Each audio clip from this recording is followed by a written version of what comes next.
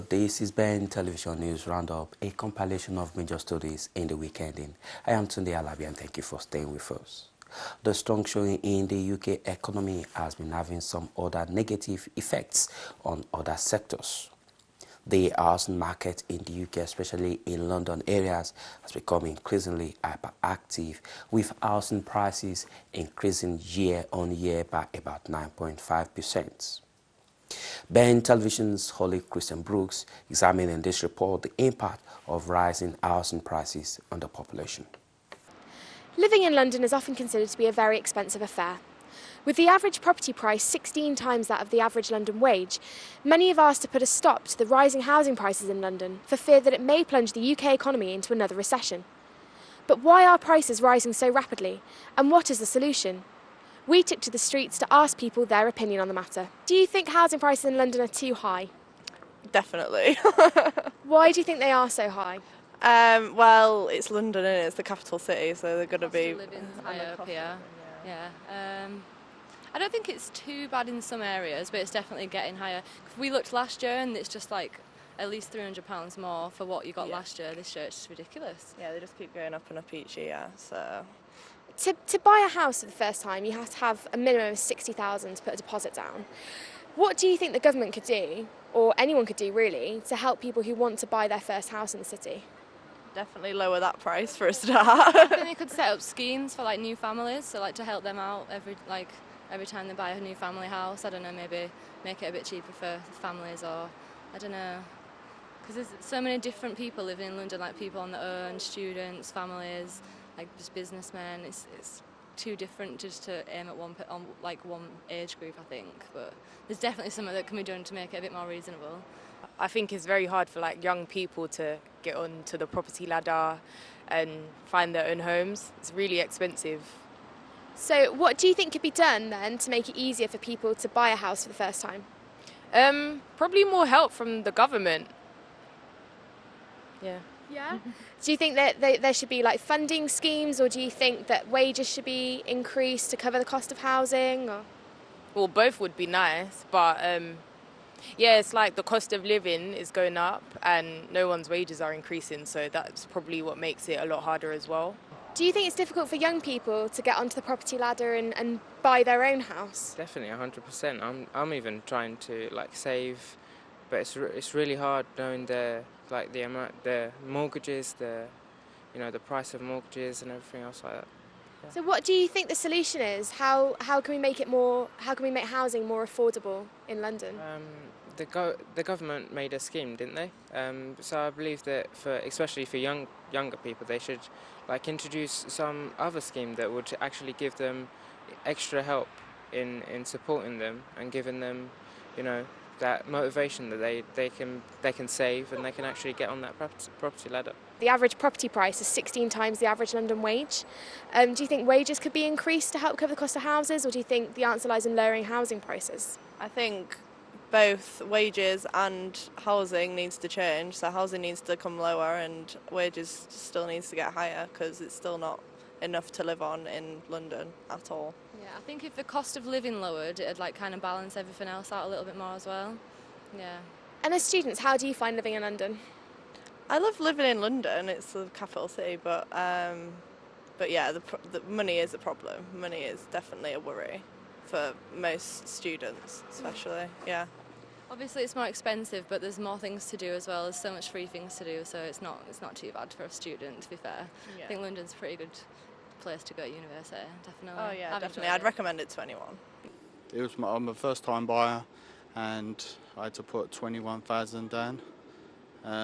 Obviously, I did save for quite a while, but also I had to get a bit of a loan off the parents as well to help out. So yeah, it's not great at the moment if you're trying to buy in London.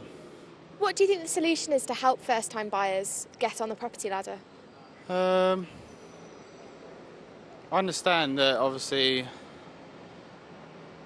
not everyone can afford a mortgage and it's not right for everyone, but there are people out there that are willing to pay a mortgage and do earn enough money to get by, but it's just that initial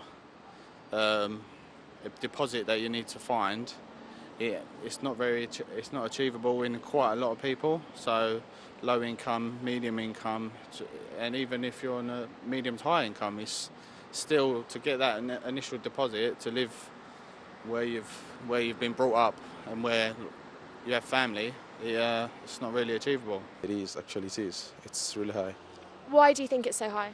At the cost of transport, and accommodation, like for students, because what my sister pays in Buckingham for a flat, that's like a one-bedroom flat, is what I pay here, for a shared flat, a very small room, and shared kitchen, that kind of thing, yeah.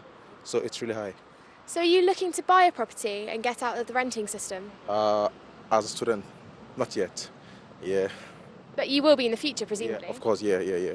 So if I were to tell you that to put a deposit, an average deposit down on a flat in London would cost you about £60,000, what do you think, what situation do you think you'll be in? Do you think you'll be able to afford that in a few years' time? In how many years' time? Well, however many years' time, whenever you graduate and decide to buy a property. Yeah, I will be able to afford that, actually, yeah. Yeah. So, but for other people who might not be able to afford it, what do you think the solution is? Can the government do anything to help first-time buyers get on the property ladder in London, or? Actually, I have no idea. I don't know. Yeah. So, do you think the cost of living in London's really high? Yeah, they're moving the poor people out. Yeah. Yeah. But why do you think the cost of living here is so high? I don't know. I'm not the government. I don't know. Maybe they just want an area for rich people and an area for poor, isn't it? So, I don't know. What do you want to get onto the property ladder? Yeah, that would be great, but it's not easy now. Why is it not easy? Because the costs, they're rising all the time. So the cost of living in London is really, really, for me, it's much too high. Because the salary is the same as everywhere else, or just a bit higher, but the prices of, flats are like double, so it's not really easy. So what do you think can be done to help people like yourself who want to buy their first property? All those like shared ownership stuff is now disappearing, so they are trying to get rid of this, but I think that the minimum salary is too low in London. So instead of helping people, if they double it, let's say, so that would be much, much easier. It's very expensive because house pricing is high, the minimum wages is very low, and things are getting expensive every day. Food is going up, clothes is going up, rent is going up, all the bills are going up, and we're not getting higher pay. So, having spoken to many people here today, it seems that the only solution is for the government to lend more of a helping hand to people who want to get onto the property ladder for the first time, or in fact, the solution lies in increasing the living wage so that it's in line with housing prices. I'm Holly Christian Brooks for Ben Television. Let's go to Nigeria now, as Nigeria's general elections are expected to hold from February 2015. Ahead of the election, there have been a series of political alignment and realignments going on in the country. Key politicians in the country are now defecting from one party to the other. Ben TV reveals the political maneuvering involved in the now common political defections in Nigeria. The report is presented from our studios here in London. It is 15 years since Nigeria returned to democracy after a long spell with the military. Events of the past few years have indicated that despite our great human and material resources, the government has not been able to fulfill the legitimate expectations of our people. Nigeria has been left to drift. This situation, if not arrested, would inevitably have resulted in chaos and even bloodshed. The Supreme Military Council has been meeting to consider, among other things, the conclusions of the military tribunal appointed by the federal military government to try those involved in the abortive coup of 13th February. The Council has confirmed the sentences passed by the tribunal. Those condemned to death by firing squad have been executed today. These include Lieutenant Colonel B.S. Dimka and Mr. J.D. Gumwalk, two of the principal actors of the abortive coup. We intend to hold the leadership until we are satisfied. At inception in 1999, it held out much promise, and the three political parties then, the PDP, the APP, and the AD, were seen as a vehicle to lead the country to sustainable democracy. Today, a lot has changed. Nigerians still yearn for an election that is as free, fair, and credible as the election that produced the ill-fated election of MKO Abiola. The death of MKO Abiola, following his incarceration for declaring himself the president of Nigeria, paved the way for the 1999 elections under the then General Abdulsalami Abubakar. No one has accused me of any offense against any known electoral law or regulation. The people of this country went to polls on Saturday, June 12, 1993, and without let or hindrance chose me as their president. Didn't they? The figures say so. The agencies of government, MAMSA, CDS, Presidential Election Monitoring Group also says so. The International Observer Group said so. In its affidavit to the Court of Appeal in Kaduna, NEC said the results were already unknown. I won. Yet, the federal military government, on the most unconvincing and disingenuous premise that the judiciary caught itself in a cobweb of ridiculous contradiction, had decided to cancel the election and its results. I say categorically that this decision is unfair, unjust, and consequently unacceptable. Prior to June 12, 1993, it was possible for the federal military government to claim that those who spoke their mind and opposed its policies represented nobody by themselves and were self-appointed critics who had no mandate from the people of this country. That situation changed on June 12. As I speak today, and by the infinite grace of Almighty God and the wishes of the people of this country, the President-elect of the Federal Republic of Nigeria, and the custodian of a sacred mandate freely given, which I cannot surrender unless the people so demand.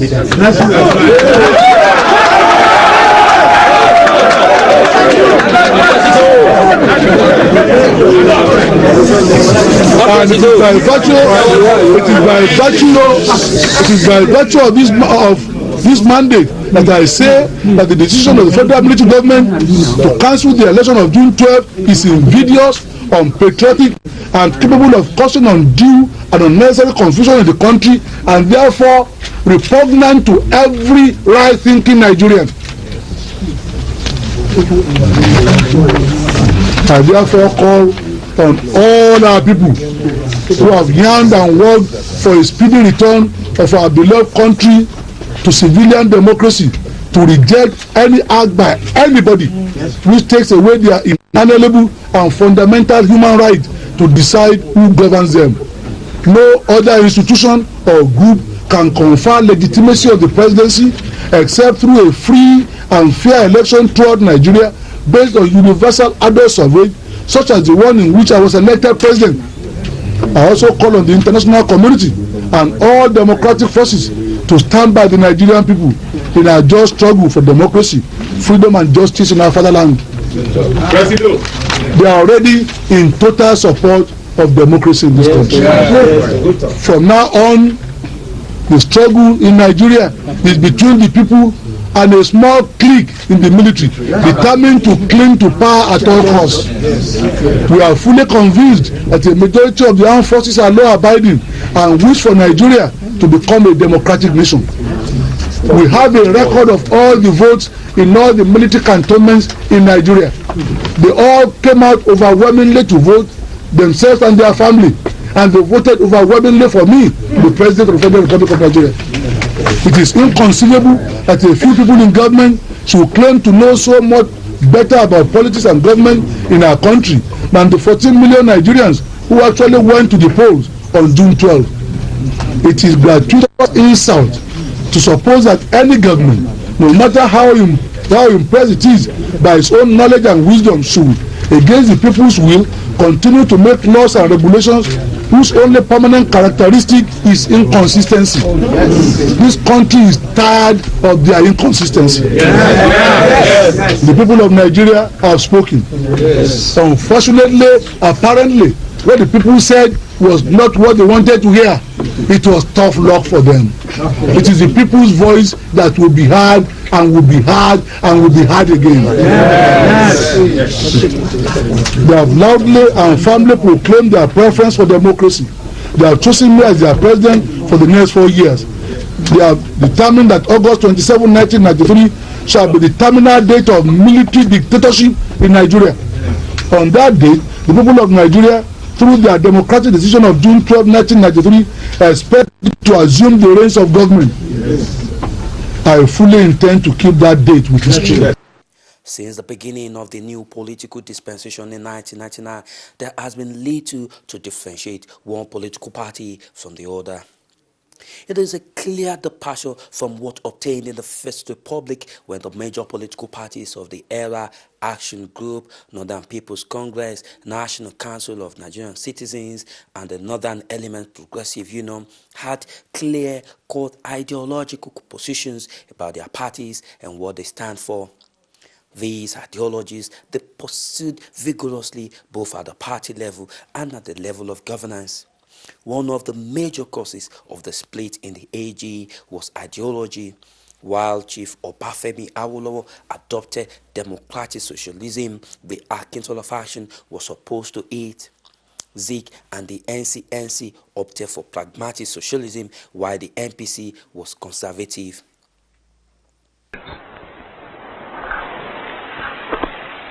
This is Chief Obafemi Awolowo, who is the leader of the western region of Nigeria, which has just celebrated its self-government.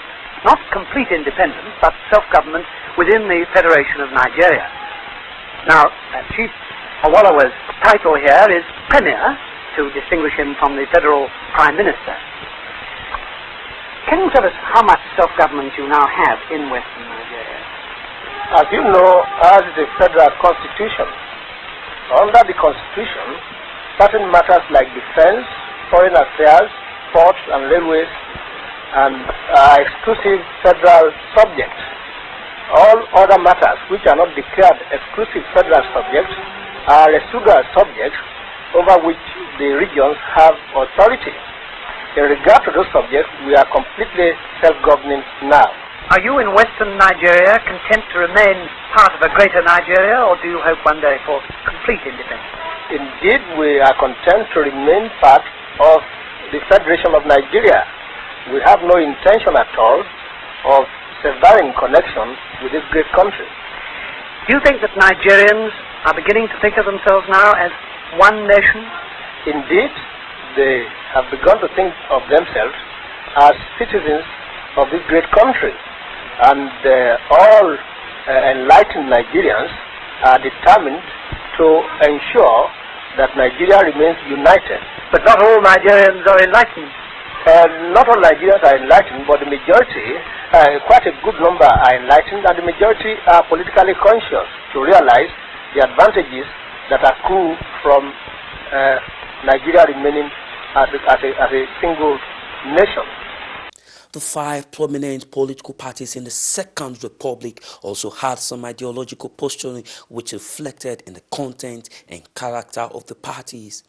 In the Third Republic, where for the first time the country experimented with 2-party structure and which were registered by the government, there were some distinction in the policies and ideologies of the 2 parties.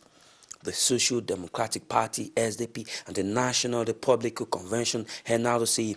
The government itself described one as a little to the left and the other as little to the right. Many believe that that was the last time political parties in the country truly operated along ideological line. For the experience with 5 political parties under the transition program of the late General Sani Abacha did not allow for any clear-cut ideology. Since the 5 were established to serve one purpose, the purpose of adopting the late ruler as consensus presidential candidate, which they did ultimately. When the General Abubakar Abdulsalami transition kicked off with the registration of political parties in 1998, efforts were made by different political camps to register parties that would have distinct ideological standing. But somehow, the first 3 major parties that were registered did not have much distinction, as the focus was on political parties with centrist approach. Many believe that the foundation for the faulty ideological base for the parties was as a result of the manner of their evolution. By the time more political parties were registered in 2003 and the massive registration of over 50 political parties ahead of the 2007 election, ideology had been thrown overboard as a matter of exigency. Many believe this is responsible for the ease with which politicians now move from one platform to another without any feeling of remorse or inconvenience. The inability of the 1999 Constitution to curb the trend encouraged the development further. Many will now say, however, that the spate of defection of politicians in the last 14 years merely reflect the level of desperation with which many of them pursue public office. Whichever way you want to look at it or assess the situation, it is very certain that the development is just a reflection of the character of the current political dispensation. From politics to economy, to business, technology, the totality of what makes man is what we bring to you here on this Punch. We give you the information that you need, from business to economy, to politics, to technology. And that's all we do here on this Punch, from the beginning to the end. And that is why we are here. Keep watching this Punch from Ben Television. And today, I'll be your host. And this is all we have for you on Ben Television's News Roundup this week. I am today Alabi. Thank you for staying with us. Until we come your way again next week, do have a good time out there. Bye.